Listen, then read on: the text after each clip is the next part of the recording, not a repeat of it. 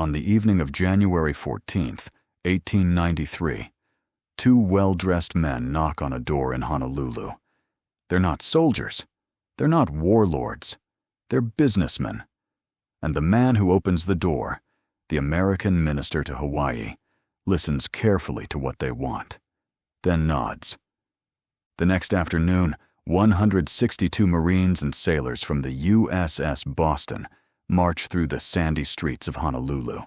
Rifles, ammunition, Gatling guns, not to fight anyone, just to stand there, close enough to be seen from the palace windows.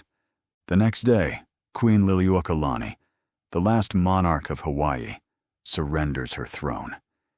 It takes less than 72 hours to end a kingdom.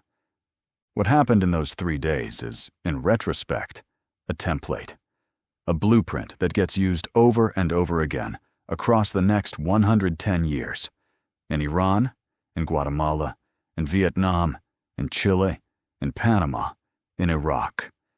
The faces change, the rhetoric shifts, the tools evolve, from Marines to spies to cruise missiles. But the underlying logic stays almost exactly the same. Stephen Kinzer spent years as a foreign correspondent, watching the consequences of American power up close. Then he came home and started connecting the dots. The result is Overthrow, a book that argues, with meticulous sourcing and devastating clarity, that the invasion of Iraq in 2003 was not an aberration. It was the 14th act in a very long play. Today we're going to walk through that play. Every act matters, but so does the pattern. To understand why America develops this habit, you have to go back to the 1890s, a moment when the country is bursting with economic energy and running out of room. The frontier is closing, factories are humming, the railroads connect everything, and American industry now produces more than its domestic market can absorb. Where does all that surplus go? The answer the business class arrives at, and soon convinces the political class to adopt, is overseas. This is the moment when a new doctrine takes shape, that American prosperity depends on American access to foreign markets and foreign resources, and that access, when threatened, must be defended. Enter a man named Alfred Thayer Mahan, a naval officer whose 1890 book argues that sea power determines national greatness. His readers include Theodore Roosevelt, Henry Cabot Lodge, and a generation of men who believe the United States has a destiny, not just an interest, but a God-given mandate to project its power into the wider world. Mix that imperial ambition with the missionary instinct already baked deep into American culture. This idea that Americans don't just conquer, they improve. And you have the basic formula for every regime change operation that follows. Hawaii is the first case. It is almost embarrassingly naked in its motivations. A few dozen American sugar planters effectively run the island economy. Their sugar enters the U.S. mainland duty-free under a special treaty, and for years the arrangement is extremely profitable. Then Congress passes a new tariff in 1890 that wipes out their advantage. Suddenly, Hawaiian sugar is competing on level terms with domestic sugar, and the planters' fortunes collapse. The solution they arrive at is startlingly direct. Make Hawaii part of the United States. No tariffs between states, just annexation. The obstacle is the Queen, Liliuokalani, who has the audacity to believe that native Hawaiians should have political power in their own country. So she has to go. The lawyer who engineers the coup is Loren Thurston. His ally is the American minister, John Stevens, who controls the Marines. Their justification, the classic line Americans will deploy again and again across the next century, is that they're landing troops for the protection of American life and property. There are no riots. There is no danger. There are just planters who want a queen removed, and it works. Once it works, the habit forms.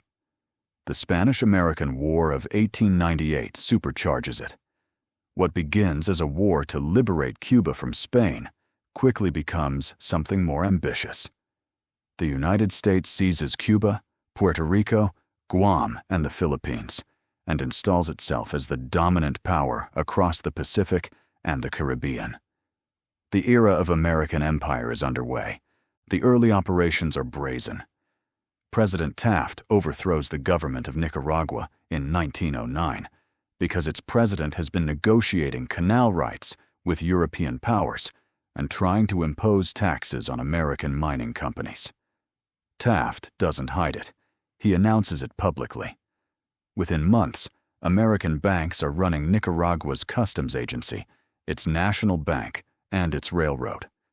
Then Honduras falls the same way, under the pressure of a mercenary army hired and equipped by the United Fruit Company. United Fruit. Remember that name. It shows up again. After World War II, everything gets more complicated and more dangerous, because now there's a Soviet Union. Direct intervention risks Soviet retaliation, possibly nuclear. So the playbook evolves. The second phase of American regime change moves underground. It becomes covert. The CIA's first test case is Iran, 1953.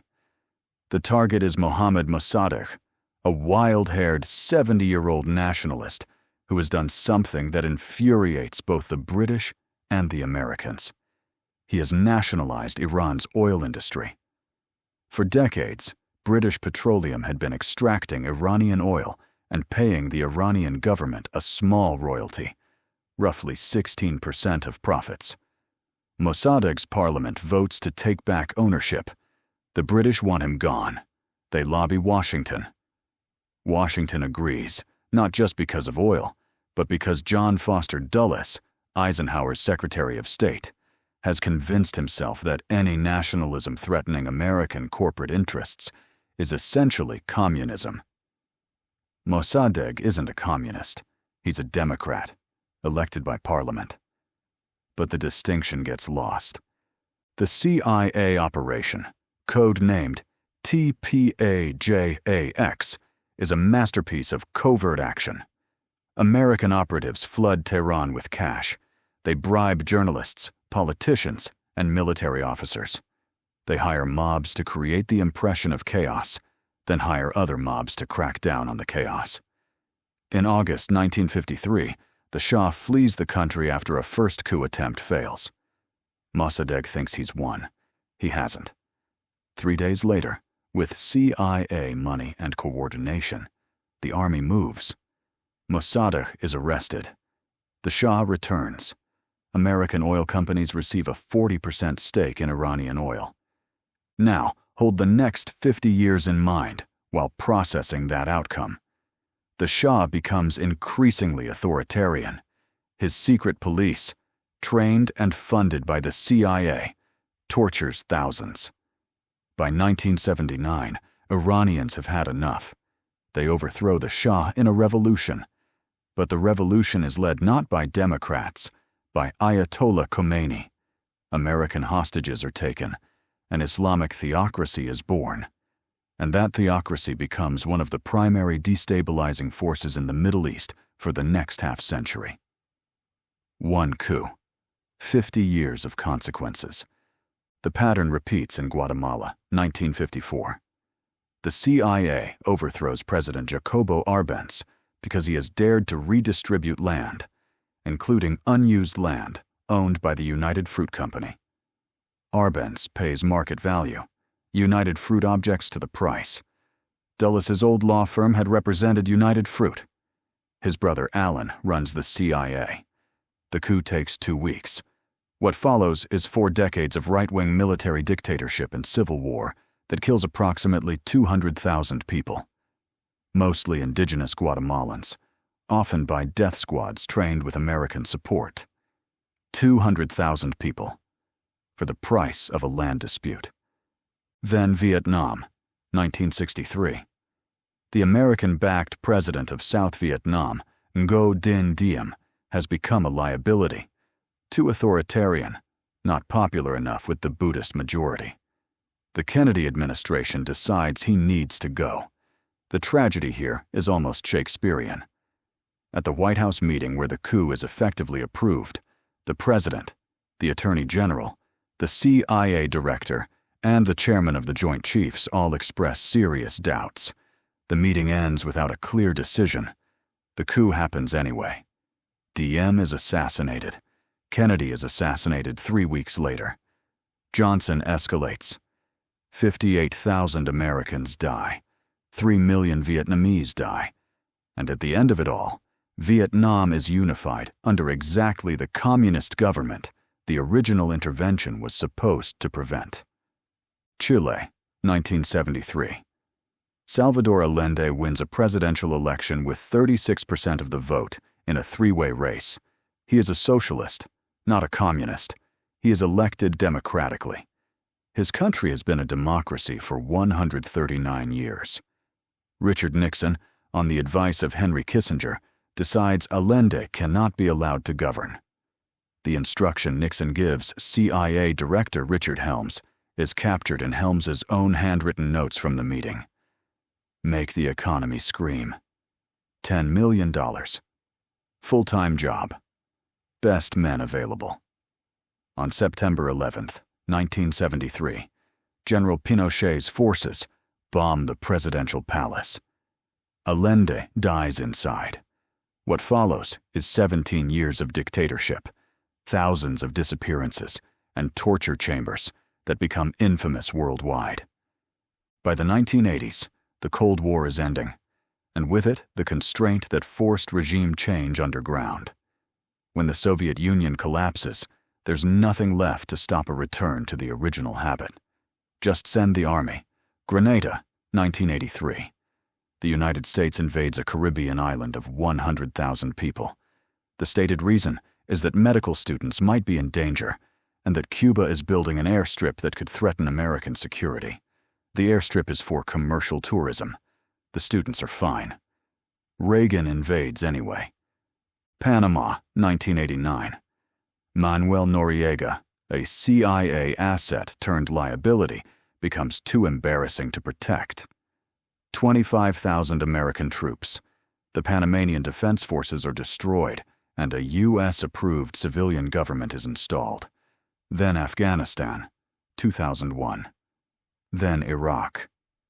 On the evening of March 19, 2003, President George W. Bush sits in the treaty room of the White House, practicing his speech before announcing the invasion. He is about to launch a major invasion of a country that has not attacked the United States, that poses no verified threat, based on intelligence that will prove to be entirely false. Weapons of mass destruction. They don't exist. The Iraq War kills hundreds of thousands of Iraqis. It dissolves the Iraqi army, creating 400,000 trained military men with no income and no loyalty to the new state. It creates the vacuum that the Islamic State eventually fills. Kinzer's last chapter is called Catastrophic Success. The name comes from an American general watching armored columns roll into Baghdad in 3 weeks and saying, "We're winning so fast we can't keep up." Here is Kinzer's central argument, stated as plainly as he ever states it. The United States has a consistent habit of overthrowing foreign governments in pursuit of short-term goals, and a consistent record of suffering long-term consequences that are worse than the problem it was trying to solve. Iran, 1953. Islamic Revolution, 1979. Guatemala, 1954. Civil War, 200,000 dead. Vietnam, 1963. A war that kills 3 million people and still ends with a communist Vietnam. Chile, 1973. Pinochet, 17 years. Afghanistan, 2001, 20 years. Iraq, 2003, the Islamic State. Each operation achieves its immediate objective. Almost everyone creates a disaster. Why does this keep happening? Kinzer identifies several mechanisms. One is the outsized influence of American corporations on foreign policy, businesses that stand to profit from stability on their own terms, and that have enough access to Washington to get the government to act on their behalf. John Foster Dulles is the clearest case. The man who ordered the coups in Iran and Guatemala had spent decades as a corporate lawyer whose clients were directly affected by the governments he was overthrowing. Another mechanism is the way Americans systematically misread nationalism as communism. When a foreign leader wants to control his own country's resources or chart an independent political course, American officials in the Cold War almost reflexively translated that into Soviet agent. The label made the solution feel obvious. It rarely was. And there's something deeper Kinzer gets at, a kind of cultural blind spot. Americans are a genuinely idealistic people. They believe in freedom and self-determination. But that idealism makes it easy to accept interventions that are packaged in the right language. Presidents have learned to dress regime change in the rhetoric of liberation. It works because people want to believe it. The question Kinzer leaves the reader with is not really about the past. It's about whether the pattern can be broken. He's not naively anti-intervention. He doesn't argue that American power has never been used for good. But he does argue that this specific pattern of deposing elected governments to serve corporate interests or ideological preferences, dressed up in humanitarian language, has consistently made the United States less safe, not more. The countries overthrown don't stay overthrown. They generate blowback. They become cautionary tales. The title of this book is one word: overthrow. Not intervention. Not influence. Overthrow.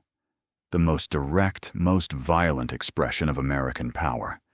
And the book's argument is that the more often America uses it, the more it undermines the very principles it claims to be defending. 110 years. 14 governments. The same logic, recycled, repackaged, and deployed again and again. The question is whether the next generation of American leaders reads the pattern or repeats it.